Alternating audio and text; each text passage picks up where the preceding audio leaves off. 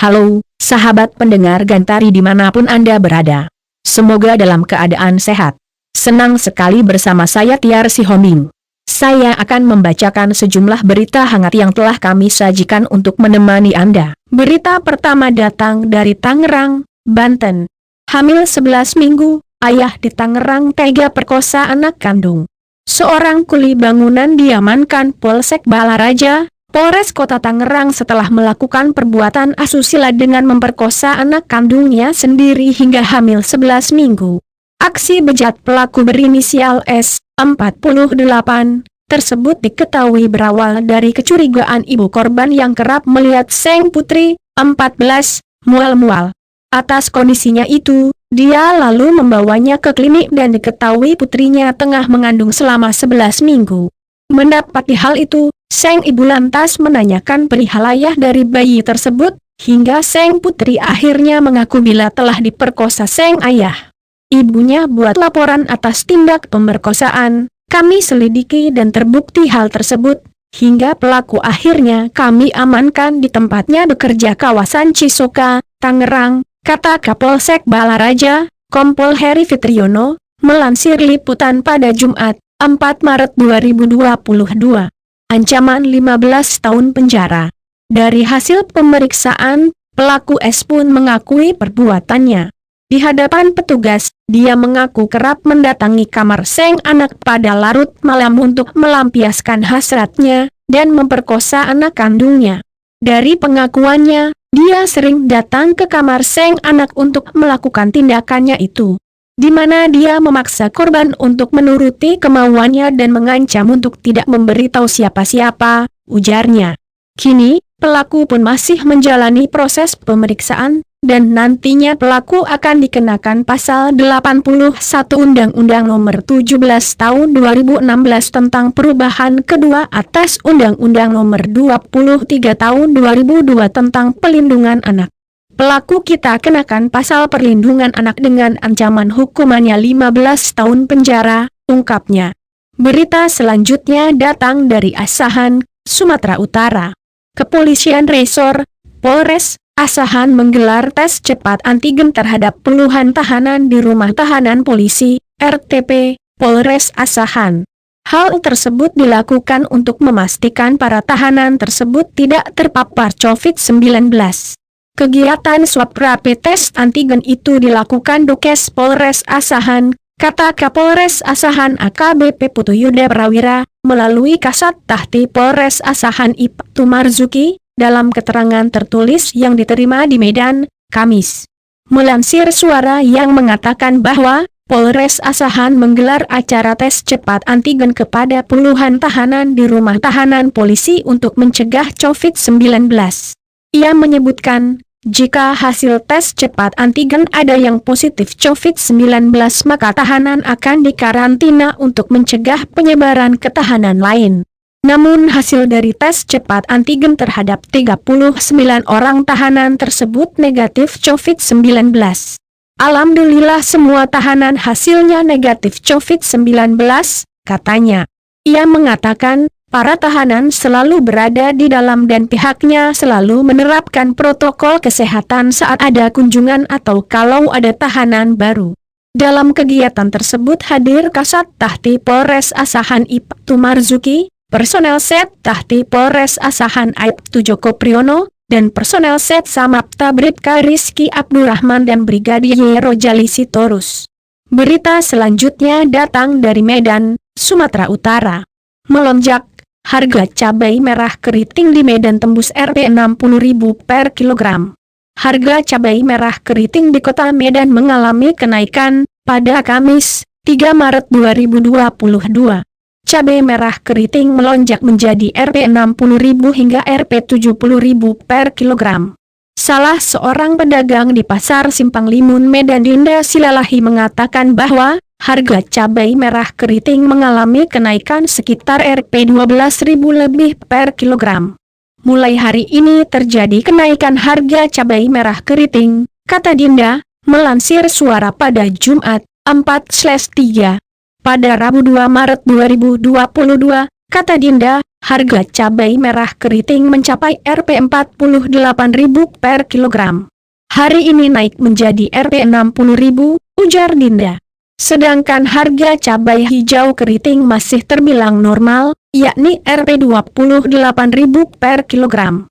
Dampak kenaikan belum begitu terlihat, karena baru hari pertama ini naik. Kalau penyebabnya kurang tahu persis, kosong barang, cabai merah, katanya, tandasnya. Sementara di pasar seisi kambing Medan Helvet yang harga cabai merah keriting nyaris mencapai Rp70.000 per kilogram.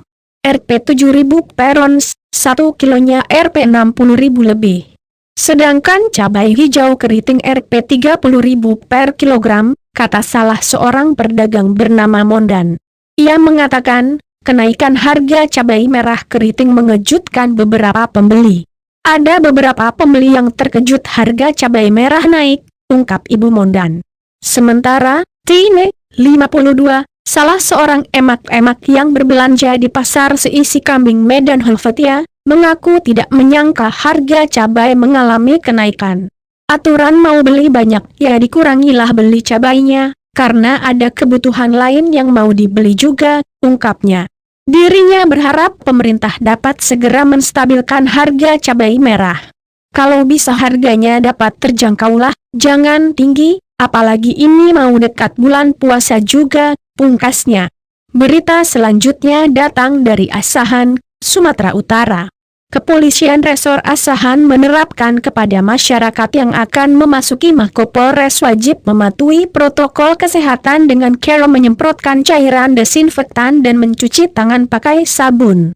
Guna memastikan setiap warga telah menerapkan prokes di lingkungan Mako Asahan, dilakukan pengawasan melalui Sipropam Polres Asahan, kata Kapolres Asahan AKBP Putu Yuda Prawira, melalui Kasipropam Ibtu S. Guru Singa, melansir Suara pada Jumat, 4/3. Guru Singa menyebutkan, kegiatan tersebut dilaksanakan dalam rangka pencegahan penyebaran COVID-19 di lingkungan Mako Polres Asahan serta meminimalisir angka COVID-19. Personel Sipropam juga melakukan pengecekan razia penggunaan masker di masing-masing ruangan bagian, satuan dan seksi, serta menganjurkan kepada personel untuk menggunakan hand sanitizer sebelum masuk bekerja di ruangan kerja masing-masing. Dari hasil pelaksanaan kegiatan ini, kami tetap memberi tindakan terhadap personel yang tidak mematuhi prokes. Sedangkan kepada masyarakat yang tidak menggunakan masker diimbau agar memakai masker terlebih dahulu, ucapnya. Kasipropam berharap, kegiatan tersebut dapat mencegah penyebaran COVID-19 di lingkungan Polres Asahan, serta menjaga masyarakat yang membutuhkan pelayanan agar mendapatkan pelayanan dengan mengedepankan prokes. Kepada anggota Polres diingatkan harus selalu mengenakan masker dalam bertugas dan jangan sampai ada anggota di lapangan yang tidak menggunakan masker.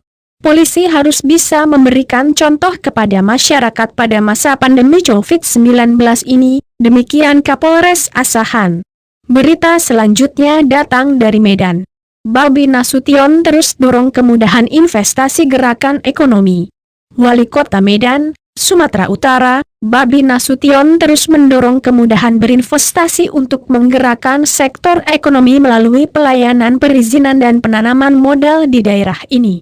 Kita minta DPMP TSP, Dinas Penanaman Modal dan Pelayanan Terpadu satu pintu supaya meningkatkan akselerasi dan memetakan kendala guna memberikan kemudahan investasi, tegasnya di Medan, Kamis, 3/3. Selain itu, lanjut dia, DPMP TSP Kota Medan juga harus mengimplementasikan regulasi pemerintah terkait penanaman modal dan perizinan, seperti sistem online single submission, OSS, berbasis risiko. Lalu perubahan IMB, izin mendirikan bangunan, menjadi PBG, persetujuan bangunan gedung, sesuai peraturan pemerintah nomor 16/2021 tentang peraturan pelaksanaan Undang-Undang nomor 28/2002 tentang bangunan gedung, tegas Bobi. Kepala Dinas DPMP TSP Kota Medan, Ferry Iksan, mengaku perizinan merupakan suatu hal penting agar bisa menggerakkan sektor perekonomian bagi dunia usaha yang ingin berinvestasi di daerah ini. Namun salah satu kendala perizinan yang dirasakan sebagian masyarakat, terang dia, masih belum begitu cepat dan mudahnya dalam mewujudkan investasi di ibu kota Provinsi Sumatera Utara. Salah satu strategi kita ke depannya, saat ini sedang dikembangkan sistem informasi yang lebih baik dan terpadu. Melalui sistem ini, semua data perizinan bisa digunakan menterpadukan beberapa izin yang ada, tuturnya. Pihaknya juga sedang menyusun prosedur operasi standar layanan sesuai Undang-Undang Cipta Kerja pada beberapa sektor, seperti 1000 klasifikasi baku lapangan usaha Indonesia menjadi kewenangan kota menerbitkan perizinan. Mudah-mudahan waktu dekat ini ada regulasi yang bisa menjadi peraturan wali kota. Dengan perwal nanti akan ada kemudahan tanpa melanggar peraturan yang berlaku, ungkap Ferry. Lindungi keluarga Anda dengan Milos Tea Oil. Milos Tea Oil merupakan healing oil, mengandung khasiat terbanyak, baik untuk penyakit luar maupun dalam. Perkenalkan, nama saya Martin, berasal dari Medan. Dulu sejak tahun 2014, di wajah saya ada banyak belang, tampak seperti panu dan dokter kulit bilang alergi. Saya telah menggunakan bermacam-macam pelembab, obat kulit, tetap saja tidak ada perubahan.